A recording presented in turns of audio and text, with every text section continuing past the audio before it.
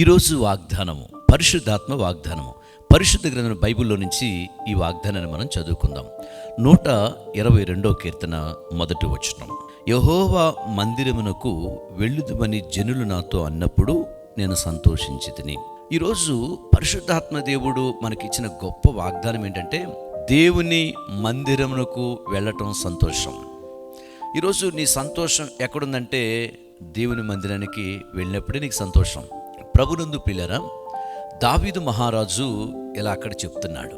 దావీదు యొక్క ఆశ చాలా గొప్పది దేవుని మందిరం పట్ల. నేటి కాలంలో చాలామంది దేవుని మందిర విషయంలో ఎలాంటి ఆశ కలిగి ఉంటారు? దేవుని మందిరం విషయంలో ఎలాంటి ఆశతో వెళతారు? ఒక మాట చెప్పాలంటే, కొంతమంది క్రైస్తవ కార్యక్రమాలు చూద్దాం అని చెప్పి వెళ్ళేవాళ్ళు కొంతమంది ఉంటారు. కొంతమంది ఆచారపూర్వకంగా ఈరోజు దేవుని సన్నిధికి వెళ్ళాలి కదా అని వెళ్ళేవాళ్ళు ఇంకొంతమంది. ఇంకా మూడో దానికి వచ్చే లోపల కొంతమంది దేవుని మందిరానికి ఎలా వెళ్తారంటే, చాలా ఆశతో దేవుని వెదకటానికి, హృదయపూర్వకంగా ఆయన ఆరాధించడానికి, ఆయన మహిమపరచడానికి వాళ్ళు వెళ్తారు. ఈరోజు నా ప్రియ దేవుని బిడ్డలారా, దావీదు దేవుని మందిరానికి ఆ విషయంలో జనులు ఆయనతో చెప్పినప్పుడు ఆయన చాలా సంతోషం కలిగింది. ఒకవేళ నీ భర్త రక్షణ పొందకపోతే, రక్షణ పొంది దేవుని మందిరానికి వెళ్దాం రా అంటే నీ సంతోషం అంతా ఎంత కాదు. నీ పిల్లలు మానేశారు, అసలు పూర్తిగా దేవునిలో లేరు, అలాంటి వాళ్ళు రక్షణ పొందితే దేవుని మందిరానికి వెళ్దామంటే తల్లిదండ్రులకి ఎంత సంతోషం. దేవుడు అంటున్నాడు, నీ భర్త బిడ్డలు తిరిగి ఈ సంవత్సరంలో ఈరోజు దేవుడు ఒక కార్యం చేయబోతున్నాడు. వారు మరలా తిరిగి దేవుని మందిరానికి వెళ్ళటానికి దేవుడు వాళ్ళ హృదయాలనే మారుస్తున్నాడు. ఆమేన్. అయితే ప్రియమైన దేవుని బిడ్డలారా, మనం గమనించినట్లయితే దేవుని మందిరానికి, ఆలయానికి వెళ్ళి ఒక వ్యక్తి దేవుని సన్నిధిలో ఆశ కలిగి ఆయన దగ్గర ప్రార్థించినప్పుడు, ఆయన పాదాలు పట్టుకున్నప్పుడు, ఆయన ఆరాధించినప్పుడు, ఆయనకు కృతజ్ఞతాస్తుతులు చెల్లించినప్పుడు, ఆయనకు మొక్కుబడులు చెల్లించినప్పుడు బైబిల్ చెప్తుంది దేవుడు సంతోషిస్తాడంట. ఏమండి, జనులు మందిరానికి వెళ్దామంటేనే దావీదుకి అంత సంతోషం కలిగితే, మందిరానికి వచ్చి మందిరములో దేవుణ్ణి గణపరిచే స్థితిలో ఆశతో, ఆసక్తితో, హృదయపూర్వకంగా దేవుని సన్నిధి వెతికినప్పుడు మరి దేవుడు సంతోషపెడతాడు కదా. గమనించండి, ఓ ప్రాంతంలో ఓ ఫ్యామిలీ ఉన్నారు.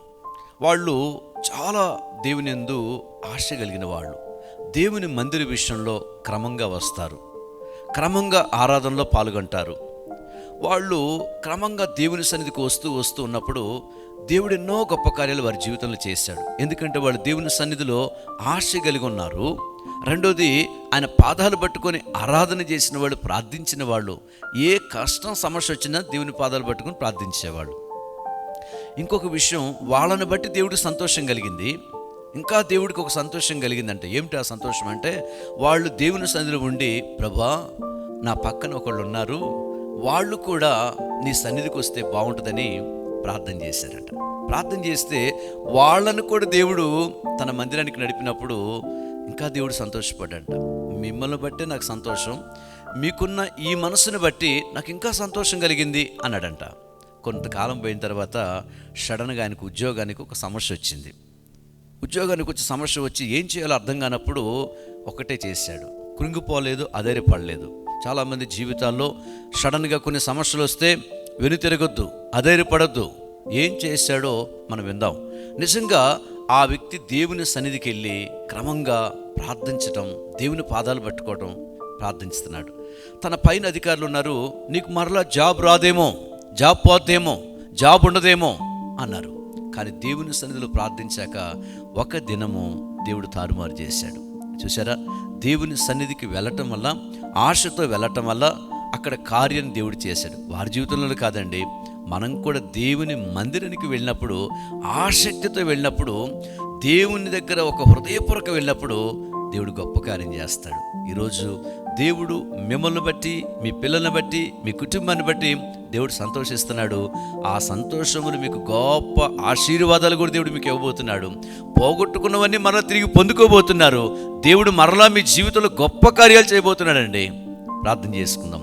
ప్రేమగల యేసయ్య వందనాలు. తండ్రి, నీ మందిరాన్ని ప్రభువా ఎవరైతే దావీదు వలె ఎవరి జీవితంలో అయితే ప్రభా నేను వెతుకుతారో వారందరి జీవితాల్లో ఒక అద్భుత కార్యాలు చేసే దేవుడు. వారి జీవితంలోనే కాదు, దావీదు జీవితంలో కాదు, ఇశ్రాయేలు జీవితంలో కాదు, కానీ దేవుని సన్నిధికి వెళ్ళే ప్రతి ఒక్కరి జీవితంలో గొప్ప అద్భుతాలు జరుగునుగాక, గొప్ప కార్యాలు జరుగునుగాక, వారు గొప్ప ఆశీర్వాదాలు పొందుకొందురుగాక. జాబ్స్ విషయంలో, ఫ్యామిలీ విషయంలో, భార్యాభర్తల విషయంలో దేవుని సన్నిధిలో హృదయపూర్వకంగా దేవుని వెదికినప్పుడు, ఆశతో ప్రార్థించినప్పుడు, నీ పాదాలు పట్టుకున్నప్పుడు గొప్ప అద్భుతాలు వారి జీవితంలో కలుగునుగాక అని ప్రార్థిస్తున్నాం. యేసు నామములో ప్రార్థిస్తున్నాం తండ్రి, ఆమేన్.